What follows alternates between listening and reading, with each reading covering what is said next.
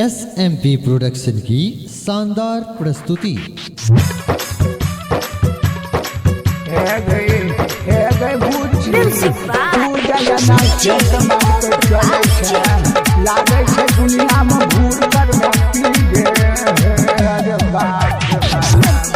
presented by दोस्ताना music. तोरा देख के हमारा लागे छही दिल तरनी गे, उजर उजर देहिया पर छौ लाल रंग के ओढ़नी गए, ओढ़नी में आई ओढ़नी में कौन सेंट लगल ही ओढ़नी में, ओढ़नी में आई ओढ़नी में कौन सेंट लगल ही ओढ़नी में। आगे आगे बहुदा तुम लोग काहे ना भानता है हम चेक करें।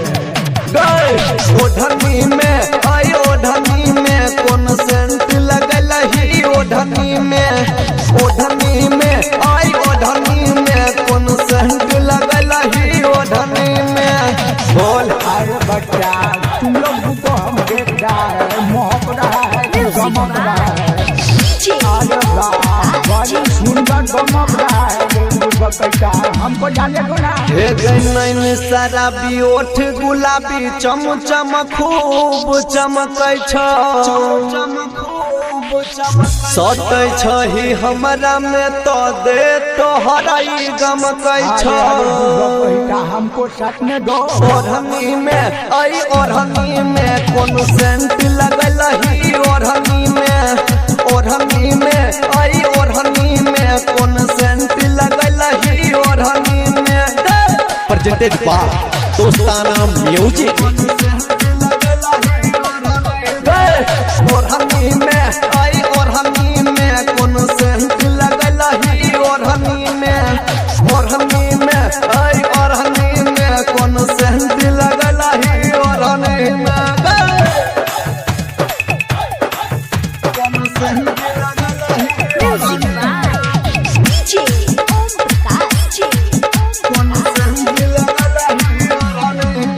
हे गया मोदल बेला के गे फेरा में तू रहै छी,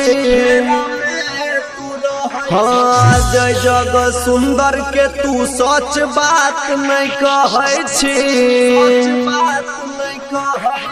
ओढ़नी में आई ओढ़नी में कौन सेंट लगल ही ओढ़नी में, ओढ़नी में आई ओढ़नी में कौन सेंट लगल ही ओढ़नी में।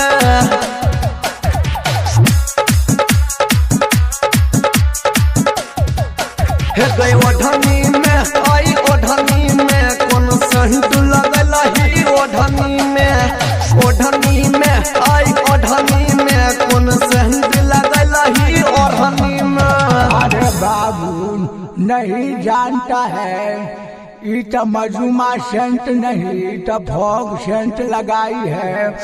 अरे बाप रे बाप। SMP प्रोडक्शन की शानदार प्रस्तुति।